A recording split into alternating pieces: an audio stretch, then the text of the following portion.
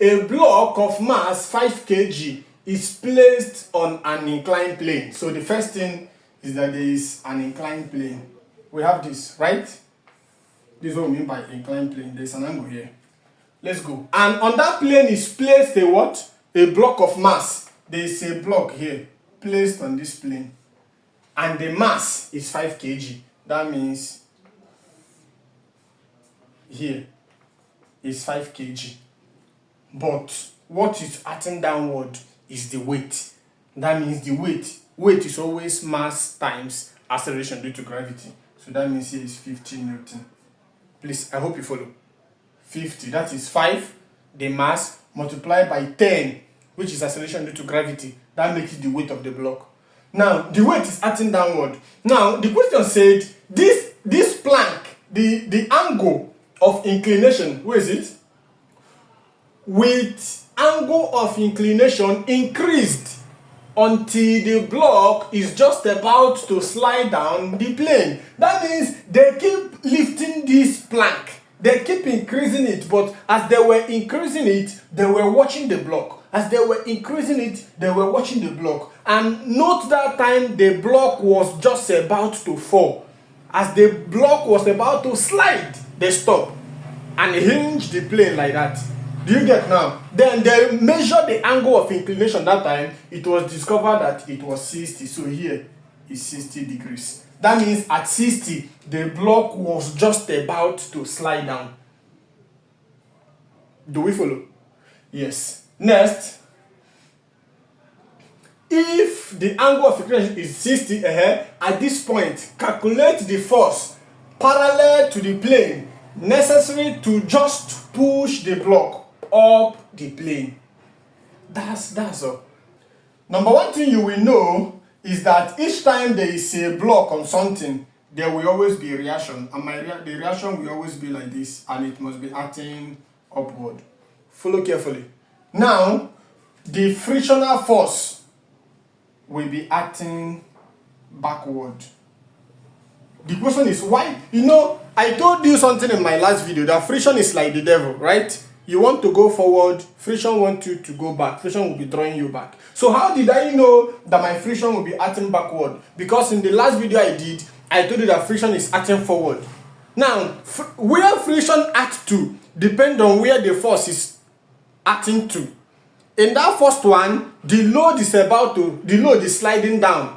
There was no force to push it. That was why friction will act the other way. But in this case now, the force that will push this load forward will go this way. Let's call it P. So if P becomes the force that will push the load forward, that means because I'm tending to push this load forward, frictional force is always an enemy. I hope you understand. So frictional force will be acting in the reverse direction. So with this, we have a prototype of what will help us. The next thing you may decide to touch is to resolve this place. You can now continue this line. Do you follow? This, what is it called? This reactional line. Continue it.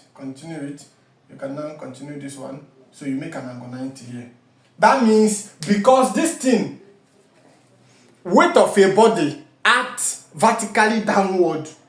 Because this thing is inclined, the weight acts vertically downward. And vertically downward has become an inclination in this regard. That means we are going to resolve it to get the horizontal component and the vertical component. I hope we follow. Yes, now, if we resolve this thing, this my 60 here will become 60 degree. Do you follow? Now, that means we can go ahead to say, permit me to wipe here. Please, now, watch this. I want to extract this place. 1, 2, 3. So we have this one, let it become this. This one, let it become this. Then this one, let it become this. So here is 90. Here is 60. Are you with me now? So this is 50 Newton. And this 50 Newton is this place. That means here is 50 Newton. So our concern now is to find the horizontal component and the vertical component. I hope you follow. Yes. So if that is right, what is the name of this place in this diagram? This side of this triangle, what is the name? The name is opposite. So we'll be using SOHCAHTOA. SOHCAHTOA. So if here is opposite, that means I'm going to be likening it with this value that I know. That is opposite, and here is what? Hypotenuse. So opposite hypotenuse, right? So I can be saying this is sine. So sine of the angle 60 is equals to value of the opposite. I don't know, let's call it anything A. Let me call it X. So opposite X upon hypotenuse 50. Do you follow? Yes. Every number sit upon 1, cross multiply. So X times 1 will give you X equals to 50 times sine 60. 50 sine 60. I hope we are still going. Good. That means we can find what is 50. What is sine 60?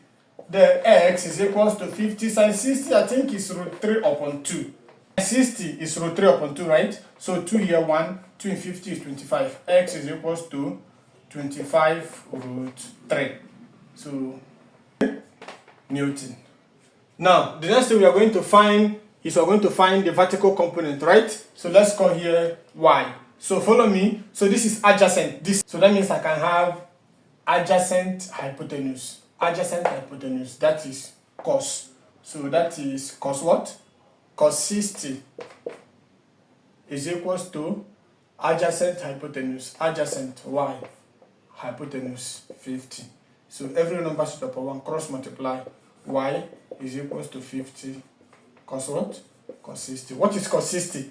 Cos 60 is 1 upon 2. So Y is equals to 50 multiplied by 1 upon 2. 2 here 1, 2 here 25. So Y is equals to 25 Newton. Now, you see, we now know Y here now is 25 Newton. Here now is 25 root 3 Newton. So permit me to wipe all this, please.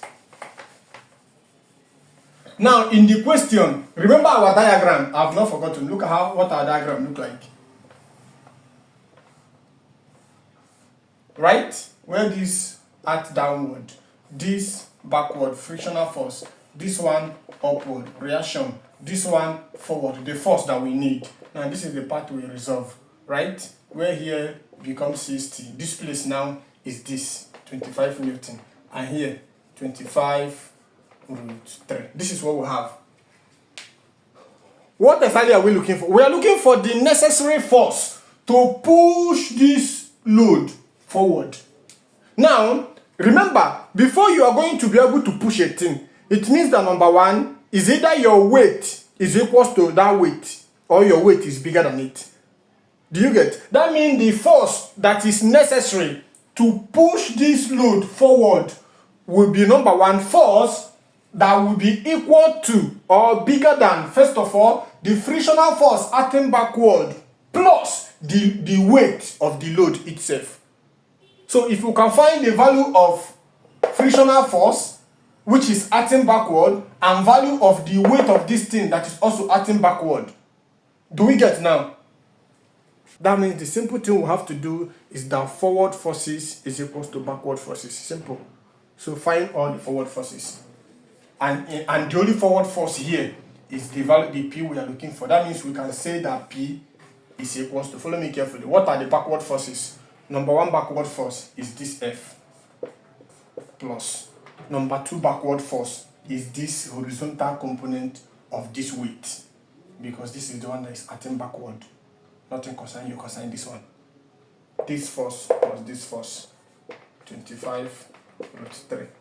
Yes, P is equal to, what is F? F is frictional force. And we know that frictional force is proportional to normal reaction, right? Where we say that F is proportional to normal reaction. Normal reaction. I hope you follow. That means that F is equal to mu R.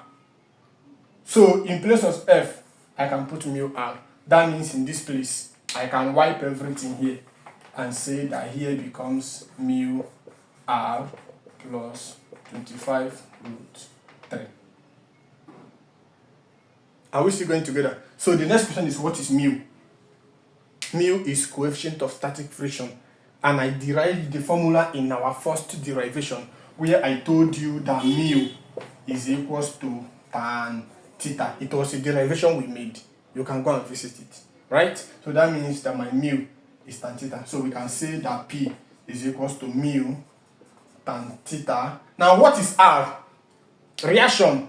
Since reaction is acting upward and the vertical component of this weight is acting downward, that means we can say upward forces is equals to downward forces. That means our R is equals to the vertical component of this weight acting downward. And what is the value? 25. So in place of R, I can put times 25. Then plus, what do we have here? 25 root 3. So what we have, the force that can push the load forward is equal to number 1, tan theta. What is theta? Theta is 60. Tan 60. Are we together? Multiply by what? By 25. That means I can just write 25, right? Tan, I will have to put this 25 first. 25 tan, what is value of tan? 60. Then plus 25 root 3. I think that's all. So what we need to find now is what is tan 60. Tan 60 is root 3. So that means that P is equals to 25 multiplied by root 3. That is 25 root 3. Then plus 25 root 3. So 25 root 3 plus 25 root 3. That means just add the 2. 25 plus 25 will give you what? That is 50 root 3 Newton. 50 root 3 Newton. Permit me to wipe.